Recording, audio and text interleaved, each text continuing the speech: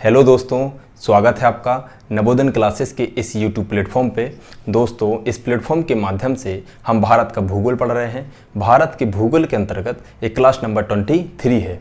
दोस्तों, हम लोग पिछली क्लासेस में भारत के भूगोल के अंतर्गत प्रायद्वीपीय पठार को पढ़ रहे थे। पिछली क्लास में हमने भारत के प्रायद्वीपीय पठार के अंतर्गत पाए जाने वाले उत्तर में स्थित पठारों को देखा था, जैसे कि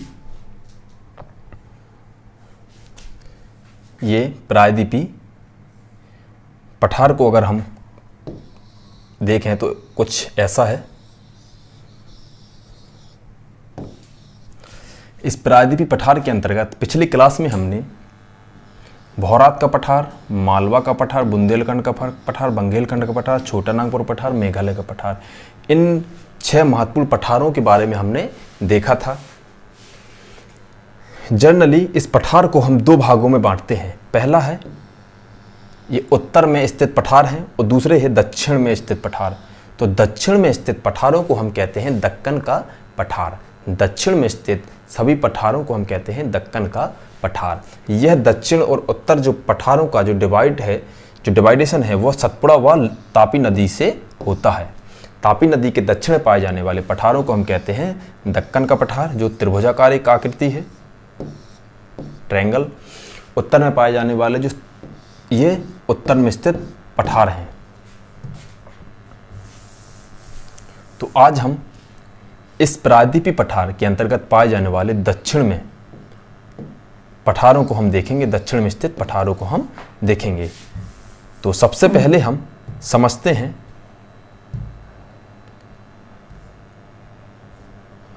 दक्कन का पठार। दक्कन का पठार होता क्या है, क्या इसकी स्थिति है। दक्कन का पठार कई पठारों से मिलकर बना हुआ है। तो सबसे पहले हम समझेंगे इस दक्कन का पठार होता क्या है, क्या इसकी स्थिति है, पूरब में क्या, पश्चिम में क्या, कैसे बना हुआ है। तो देखिए, एक एक पॉइंट को हम पढ़ के चलेंगे। देखिए, दक्कन का पठार का अर्थ है, दक्कन का अर्थ क्या है, दक्षिण। दक्कन का अर्थ है दक्षिण।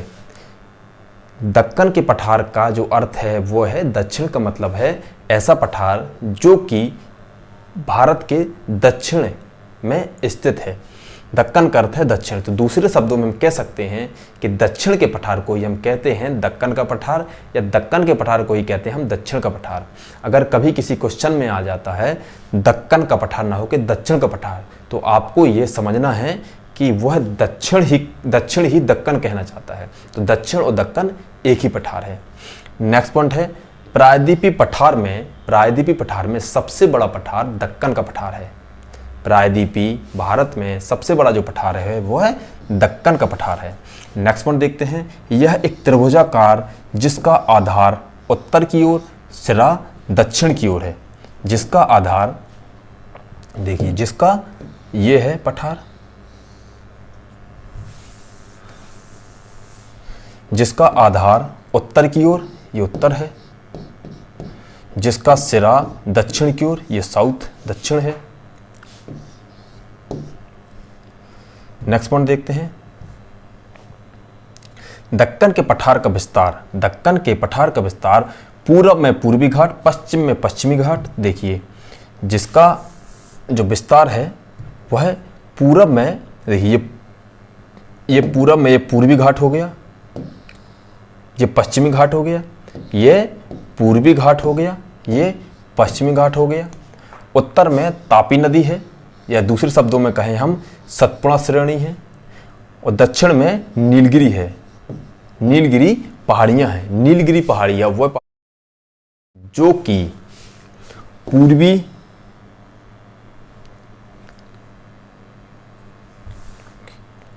पश्चिमी और पूर्वी पहाड़ियां जहां आपस में मिलती हैं, उस गांठ को हम कहते हैं नीलगिरी पहाड़ियां। नीलगिरी पहाड़ियां वो पहाड़ियां जहां पर पूर्वी और पश्चिमी पहाड़ियां आपस में मिलती हैं, उसको हम कहते हैं नीलगिरी पहाड़ियां।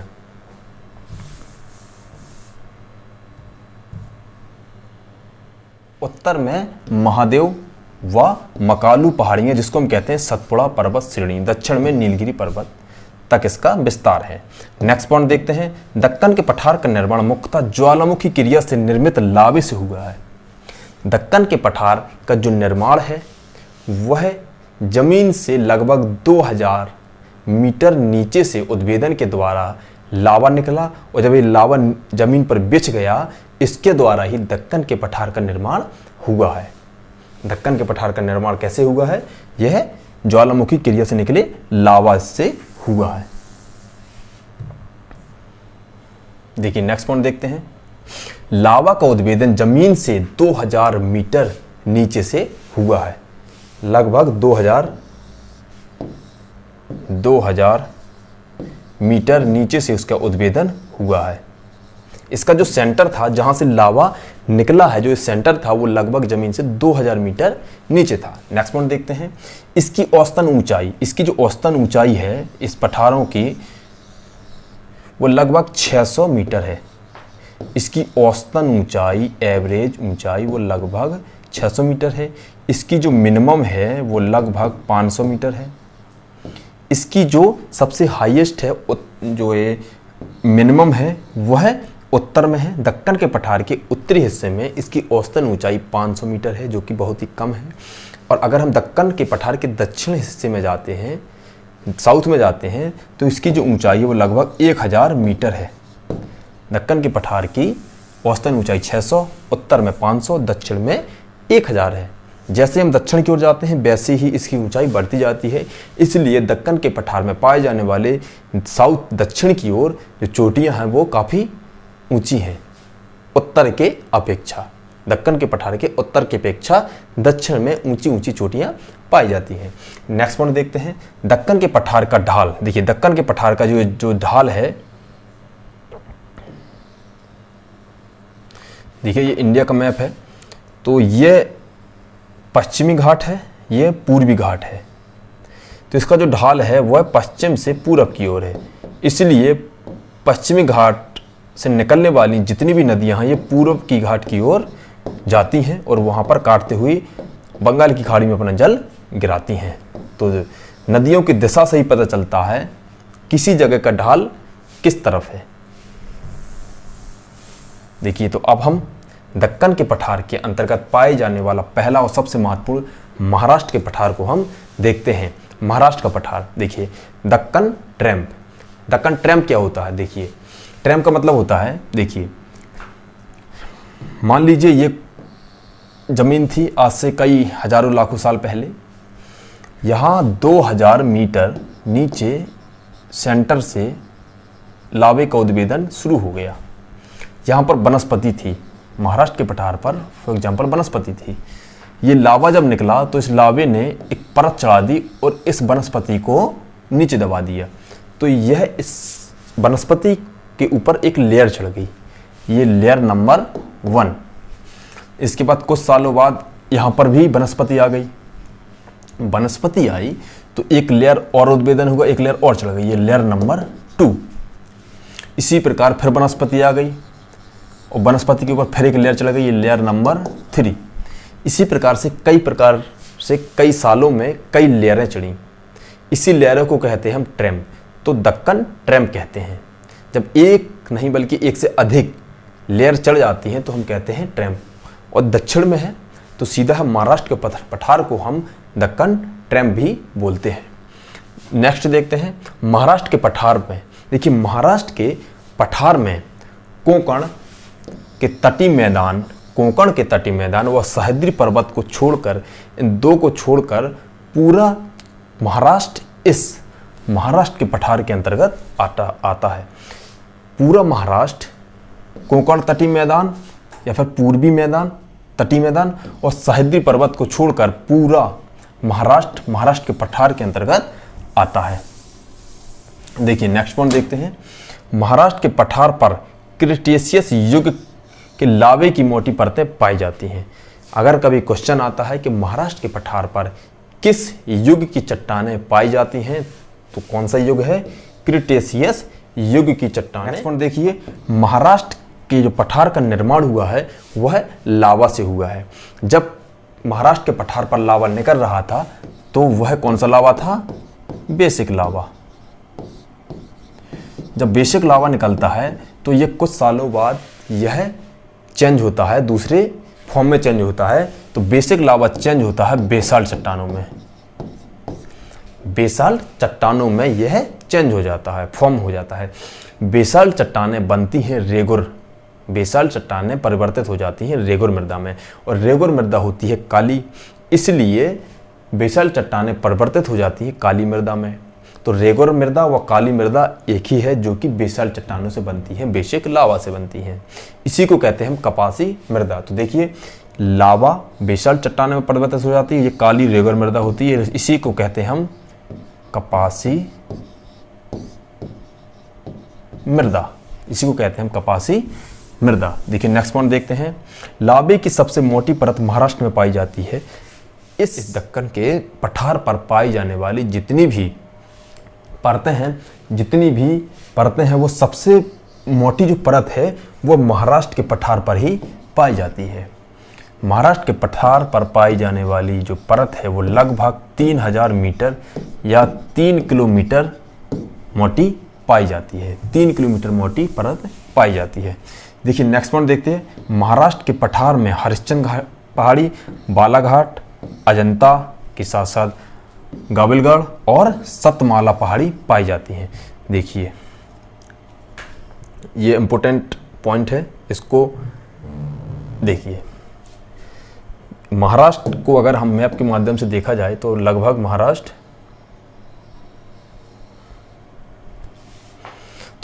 के पठार पर पाई जाने वाली कुछ महत्वपूर्ण जो पहाड़ियां हैं वो है गाविलगढ़, सतमाला, अजंता, बालाघाट, हरिश्चंद्र। ये 5 महत्वपूर्ण पहाड़ियां हैं, पर्वत श्रेणियां हैं। अगर कभी क्वेश्चन आता है हरिश्चंद्र पर्वत श्रेणी किस पठार में पाई जाती है, ऑप्शन में है कर्नाटक का पठार, महाराष्ट्र का पठार, मालवा का पठार, छोटा नागपुर का पठार, तो आपको आंसर देना है महाराष्ट्र का पठार। क्यों? क्योंकि महाराष्ट्र के पठार में पाई जाती है। देखिए सतमाला, अजंता, गाविलगढ़, बालाघाट, हरिश्चंद्र, ये 5 महत्वपूर्ण पहाड़ियां हैं। एक और क्वेश्चन इससे बनता है, इन 5 पहाड़ियों में कौन सी पहाड़ी महाराष्ट्र भर में पाई जाती है? कहने का मतलब है इन 5 पहाड़ियों में एक ऐसी पहाड़ी है, एक ऐसी पर्वत श्रेणी है जो कि केवल महाराष्ट्र भर में पाई जाती है, नहीं तो 4 श्रेणियां एक नहीं बल्कि 1 से अधिक राज्यों में इसका विस्तार है। तो अजंता पर्वत श्रेणी एक ऐसी श्रेणी है महाराष्ट्र के पठार में जिसका विस्तार केवल महाराष्ट्र भर में है, केवल महाराष्ट्र भर में है। तो महाराष्ट्र के पठार के अंतर्गत पाई जाने वाली अभी हमने पहाड़ियों को देखा है। देखिए महाराष्ट्र के पठार के अंतर्गत महाराष्ट्र के पठार की पूर्वी सीमा तेलंगाना। देखिए जब हम किसी चीज को पढ़ते हैं ज्योग्राफी में तो सबसे पहले चौहद्दी को हम देखते हैं कि इसके पूर्व में क्या, पश्चिम में क्या, उत्तर में क्या है, दक्षिण में क्या है। देखिए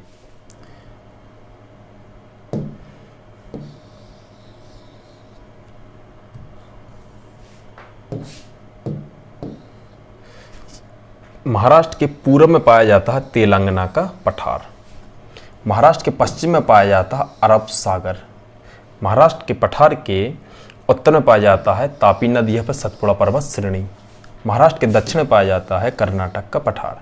तो सीधा है महाराष्ट्र के पूर्व में तेलंगाना, पश्चिम में अरब सागर, उत्तर में सतपुड़ा या फिर तापी नदी, दक्षिण में कर्नाटक का पठार। नेक्स्ट पॉइंट देखिए भारतीय प्रायद्वीप। भारतीय प्रायद्वीप की अरब सागर की सीमा एक सीधी सरल रेखा के समान है।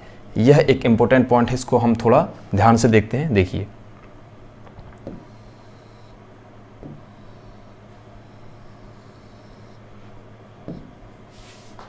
यह पश्चिमी घाट है, यह पूर्वी घाट है। पश्चिमी घाट अरब सागर से लगा हुआ है, तो इसको समझने वाली बात है। देखिए भारतीय प्रायद्वीप की अरब सागर की सीमा एक सीधी सरल रेखा के समान है, यह सीधी सरल रेखा है, ठीक, जिसकी लंबाई उत्तर से दक्षिण की ओर अरब सागर के तट से 1000 मीटर लगी हुई है। इसकी जो लंबाई है वो लगभग 1000 किलोमीटर है। नेक्स्ट पॉइंट देखते हैं गोंडवाना महाद्वीप के भ्रंश पड़ने के कारण इसका विकास हुआ है। देखिए यह जो भारत है ये आज से लाखों करोड़ों साल पहले यहाँ ना होकर अफ्रीका का एक भाग हुआ करता था।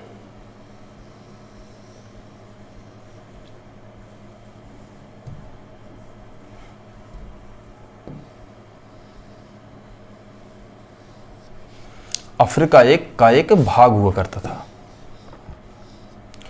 पहले ये इंडिया यहां लगा हुआ था, यहां लगा हुआ था।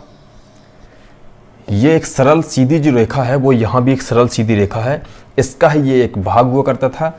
जब इसमें भ्रंश पड़ा, जब इसमें टूटना, भ्रंश पड़ने का मतलब होता है जमीन में आपस में फट जाना, जमीन आपस में फट गई और एक हिस्सा जो था वो उत्तर पूरब की ओर मूवमेंट करने लगा, दूसरा हिस्सा यहीं रहा।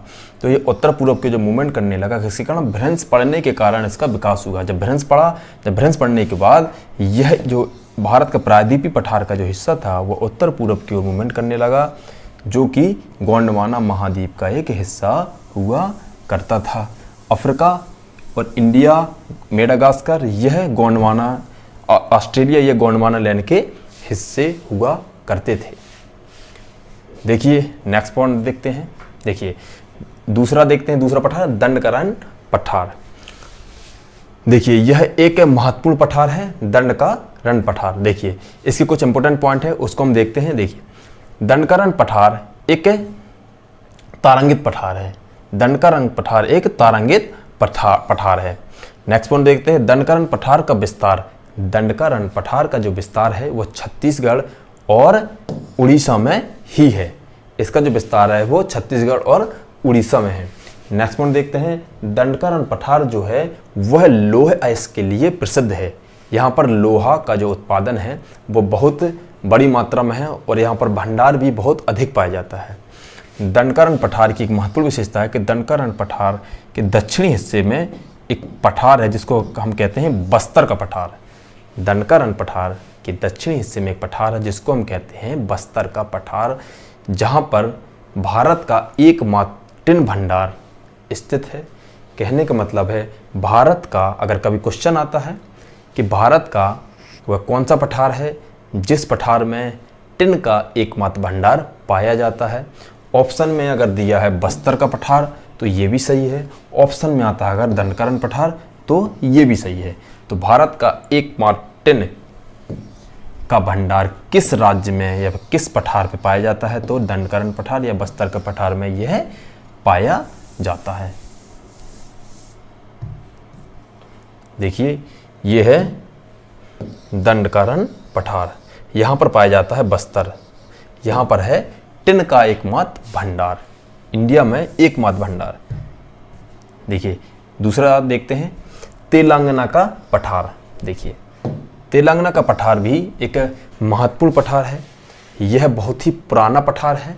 यहाँ पर भी आर्कियन व धारवाड़ क्रम की चट्टानें पाई जाती हैं। देखिए नेक्स्ट देखिए, तेलंगाना का पठार आर्कियन व धारवाड़ क्रम की चट्टानों से बना हुआ है, इसलिए यहाँ पर बड़ी मात्रा में ग्रेनाइट, नीस और शिस्ट पाया जाता है। ग्रेनाइट, नीस और शिस्ट पाया जाता है, क्यों? क्योंकि यहाँ पर आर्कियन व धारवाड़ क्रम की चट्टानें पाई जाती हैं। नेक्स्ट पॉइंट देखते हैं, तेलंगाना का पठार एक साम्प्राय मैदान की पेटी है। साम्प्राय मैदान क्या होते हैं इसको हम समझते हैं। देखिए मान लीजिए यह एक संरचना है पठारों की,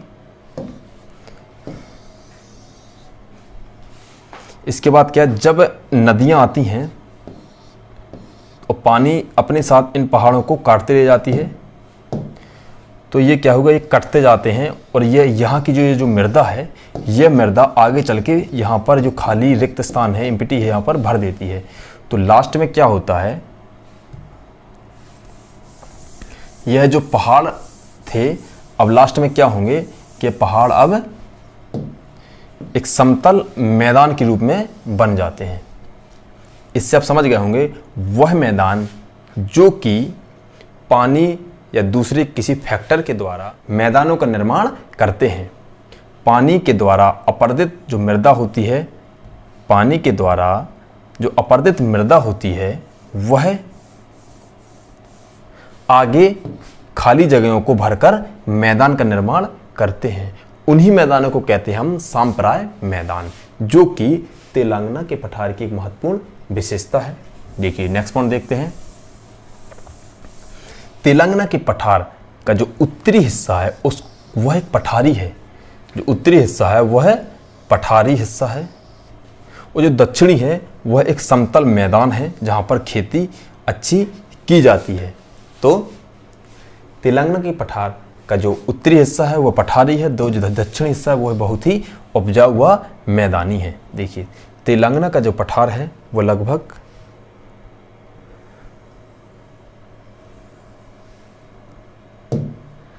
देखिए तेलंगाना का जो पठार है वह ये है, ये यहाँ से आंध्र प्रदेश है। पहले आंध्र प्रदेश और तेलंगाना एक ही पूरा आंध्र प्रदेश हुआ करता था, अभी अलग हो गया, इसलिए ये तेलंगाना एक पठार है।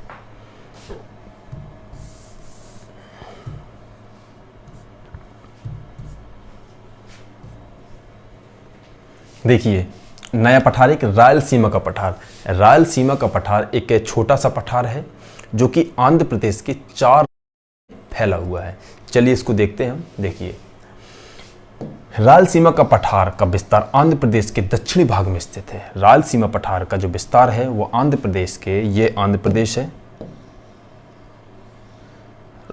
ये आंध्र प्रदेश है। आंध्र प्रदेश के 4 जिलों में फैला यह एक महत्वपूर्ण पठार है। इन 4 जिलों में फैले इस पठार को हम कहते हैं रायलसीमा का पठार। ये आंध्र प्रदेश है, इस आंध्र प्रदेश के इन 4 राज्यों में फैला रायलसीमा का पठार है। देखिए ये 4 राज्यों में फैला है, इसको समझते हैं हम। देखिए रायलसीमा का पठार का विस्तार असलियत में आंध्र के 4 जिलों में है, जिन्हें हम सीडेड जिले कहते थे। सीडेड जिले कहते हैं या पर कहते थे। इसको सीडेड जिले क्यों कहते हैं तो इसको समझते हैं हम। पहले हैदराबाद में निज़ाम बैठते थे, हैदराबाद में निज़ाम बैठते थे, तो उस समय निज़ाम, हैदराबाद के निज़ाम ने अंग्रेज़ों को इन 4 जिलों के अधिकारों को दे दिया था, 4 जिलों के अधिकारों को दे दिया था। तब अंग्रेज़ों ने इन जिलों को सीडेड जिले बुलाया, इन जिलों को सीडेड जिला कहते थे। जब इंडिया को आज़ादी मिली, आज़ादी के बाद इन 4 सीडेड जिलों को अब रायलसीमा का पठार कहते हैं। सीडेड जिलों का नाम परिवर्तन करके रायलसीमा का पठार कहते हैं। कौन कौन से जिले थे? अनंतपुर, कोडप्पा, कुर्नूल, चित्तूर। 4 जिले अनंतपुर, कोडप्पा, कुर्नूल और चित्तूर, ये 4 महत्वपूर्ण जिले हैं जिनको हम रायलसीमा का पठार भी कहते हैं और सीडेड जिले भी कहते हैं। नेक्स्ट पॉइंट देखते हैं। रायलसीमा का पठार में बेलीकोंडा, पालकोंडा और नल्लामलाई पहाड़ी पाई जाती हैं। ये 3 महत्वपूर्ण पहाड़ी हैं जो कि इस रायलसीमा के पठार में पाई जाती हैं। बेलीकोंडा, पालकोंडा और नल्लामलाई पहाड़ी। देखिए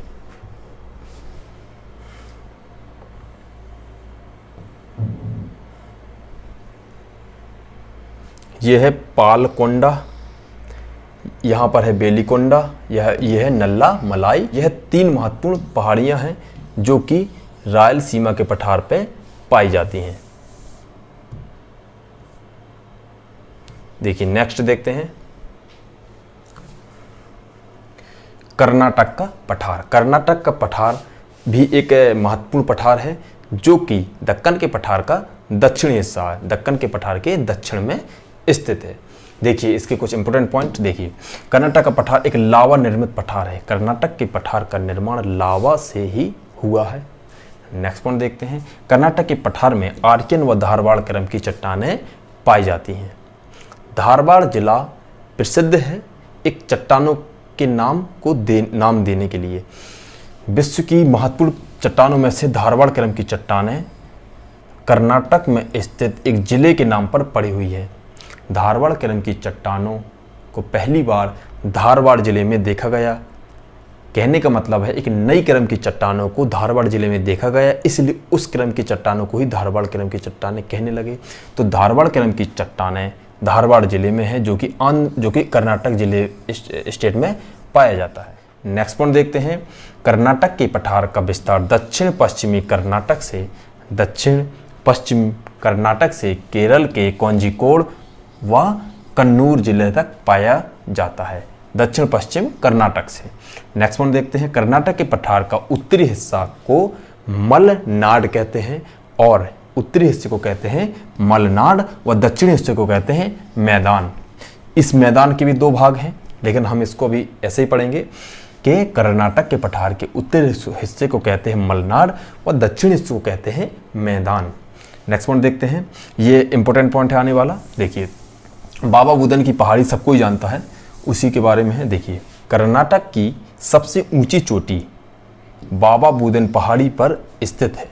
बाबा बुदन पहाड़ी में मुल्यानगिरी नामक एक चोटी है जो कि कर्नाटक के पठार की सबसे ऊंची चोटी है।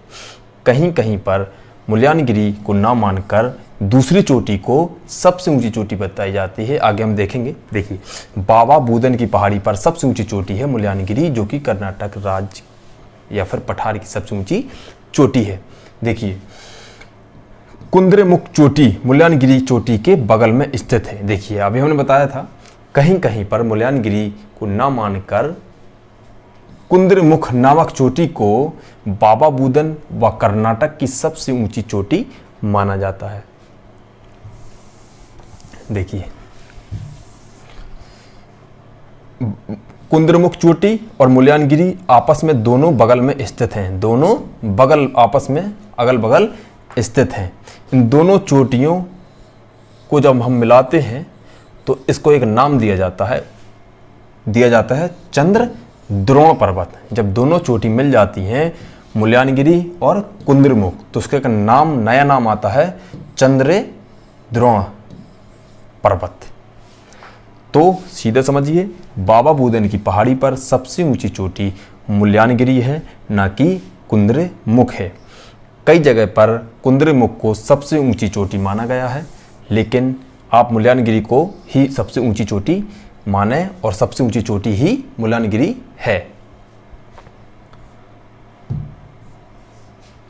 देखिए, यह है मुल्यानगिरी चोटी, ये मुल्यानगिरी चोटी है, ये उसका स्ट्रक्चर है पूरा, ये मुल्यानगिरी चोटी है।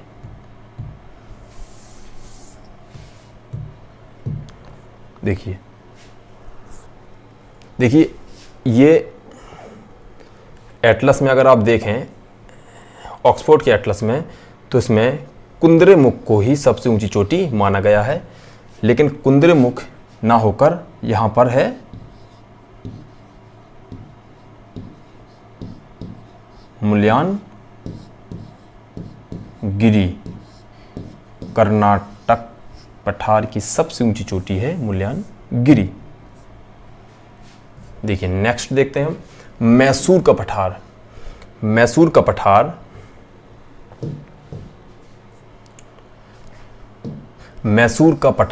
पठार एक महत्वपूर्ण पठार है, जो कि बहुत ही समृद्ध व बहुत ही उपजाऊ पठार है, क्योंकि इस पठार पर बहुत ही कम पर्वत चोटियां पाई जाती हैं, जहां पर खेती बहुत अच्छी होती है, इसलिए ये बहुत ही उपजाऊ और समृद्ध पठारों में से एक है। देखिए, ये है मैसूर, ये है कर्नाटक का पठार और यहाँ पर है मैसूर का पठार, ये है बेंगलुरु का पठार। तो मैसूर का पठार कर्नाटक के दक्षिण में स्थित है, जो कि एकदम सपाट उपजाऊ है। नेक्स्ट देखते हैं इंपोर्टेंट पठार, तमिलनाडु का पठार। देखिए, तमिलनाडु का पठार का विस्तार दक्षिणी सह्याद्री पर्वत व तमिलनाडु के तटीय मैदान के बीचों बीच पाया जाता है। तमिलनाडु पठार का विस्तार सह्याद्री पर्वत और तमिलनाडु के तटीय मैदान के बीचों बीच स्थित है तमिलनाडु का पठार। नेक्स्ट देखते हैं पॉइंट, तमिलनाडु पठार की जो चट्टानें हैं वो आर्कियन क्रम की चट्टानें हैं। तमिलनाडु पठार की जो चट्टानें हैं वह है आर्कियन, विश्व की सबसे पुरानी चट्टान। नेक्स्ट पॉइंट देखते हैं, तमिलनाडु पठार में जावादी, शिवराराय, पंचमलाई और सिरुमलाई पहाड़ी पाई जाती हैं। इसमें 4 महत्वपूर्ण पहाड़ियां हैं, इसके अलावा और भी पहाड़ियां हैं। इन 4 पहाड़ियों को इंपोर्टेंट माना गया। देखिए,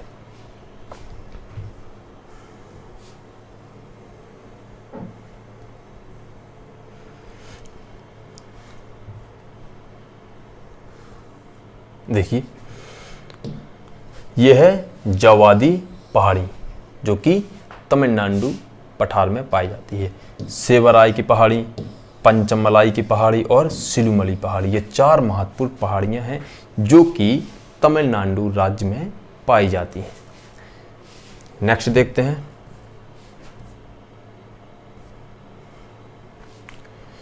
कोयबटूर, कोयबटूर और अन्नामलाई, कोयबटूर और अन्नामलाई के बीच में एक गैप पाया जाता है, जिसको हम कहते हैं पलक्कड़ गैप, पालक्कड़ गैप, इसको हम कहते हैं पालघाट दर्रा। जब हम दर्रों को पढ़ेंगे तब हम इसके बारे में थोड़ा सा और अच्छी तरह से विस्तार पढ़ेंगे।